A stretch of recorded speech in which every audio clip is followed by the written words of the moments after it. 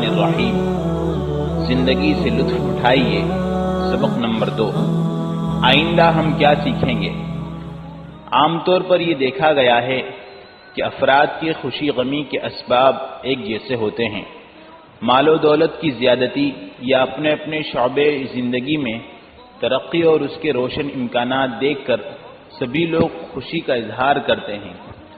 پرانی بیماریوں سے شفا پانے یا تمنائیں اور مرادیں پوری ہونے پر بھی ہر آدمی خوشی کے جذبات سے معمور ہو جاتا ہے۔ کسی کے چہرے پر مسکراہٹ دیکھ کر بجائے حسد کرنے یا دل برا کرنے کے دنیا کشادہ دلی سے مسکرا دے تو بھی اس کی خوشی چھپائے نہیں چھپتی۔ اس کے باوجود زندگی میں برا وقت آ پڑے، غربت اور محتاجی ڈیرے ڈال دے، بیماری جڑ پکڑ جائے یا ذلت و رسوائی کا سامنا کرنا پڑے تو سبھی لوگ پریشان ہوتے اور غم کے سمندر میں ڈوب جاتے ہیں۔ جب تک ان مصیبتوں کا کوئی علاج نہیں ہوتا، پریشانی اور نا امیدی کی صورت باقی رہتی ہے۔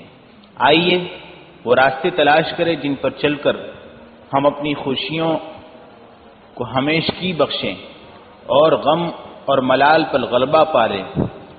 یہ قانون فطرت ہے کہ آدمی زمانے کی ٹھنڈی اور گرم ہواؤں کے سرکل میں چکر کھاتا رہتا ہے، اور اس سرکل میں آپ اکیلے نہیں ہیں بلکہ سب لوگ آپ کے ساتھ شریک ہیں۔ لیکن میرا سوال یہ ہے کہ ہم زندگی میں پیش آنے والی مصیبتوں کو بہت سی مرتبہ ان کی سائز سے بڑھ کر اہمیت کیوں دے دیتے ہیں؟ پھر ایسی چھوٹی چھوٹی باتوں پر ہم کئی دن مڑلیس رہتے ہیں اور اپنی زندگی کے قیمتی لمحات ان چیزوں کے غم میں ضائع کرتے ہیں جو اس درجہ آزردگی کی کسی طرح مستحق نہیں ہوتی، باوجود ہے کہ بعض اوقات مصیبت اور تکلیف کو ایک لمحے میں دور کر دینا ہمارے بس میں ہوتا ہے۔ ایسا کیوں ہے؟ یہ بات ذہن میں رکھنی چاہیے کہ رنج اور غم دل پر براہ راست حملہ کرتے ہیں اور اس میں بغیر اجازت چپکے سے داخل ہو جاتے ہیں۔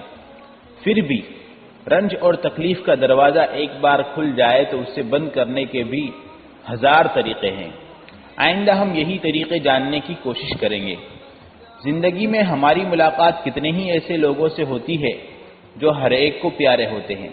لوگ ان سے مل کر خوش ہوتے ہیں اور ان کے ساتھ بیٹھ کر ان سے باتیں کر کے اپنی دل کی خوشی کا سامان کرتے ہیں۔ کیا آپ نے کبھی سوچا کہ آپ بھی ان افراد کا حصہ بن سکتے ہیں؟ آخر اس امر پر مطمئن ہو کر بیٹھے رہنے کی وجہ کیا ہے کہ آپ ہمیشہ دوسروں کی خوبیاں اور ان کے کارنامے دیکھ کر حیرت آمیز خوشی، تعجب اور مرعوبیت کا اظہار کرتے رہیں؟ آپ خود ایسا جافزہ کردار ادا کرنے کی کوشش کیوں نہیں کرتے جسے دیکھ کر دوسرے حیرت اور تعجب میں مبتلا ہوں؟ ایسا کیوں ہو کہ محفل دوستوں میں آپ کا کوئی ساتھی یا چچا زاد بولے تو سب کان لگا کر سنیں اور اس کی آواز حاضرین محفل کے کانوں پر چھا جائے اور لوگ اس کے بیان سے محظوظ ہو کر اس کی تعریف کریں، اور جب آپ اپنی بات کا آغاز کریں تو لوگ دیوار کی طرف منہ کر کے پیچھے ہٹ جائیں یا ادھر ادھر کی باتوں میں مصروف ہو جائیں اور گپ شپ کرنے لگیں؟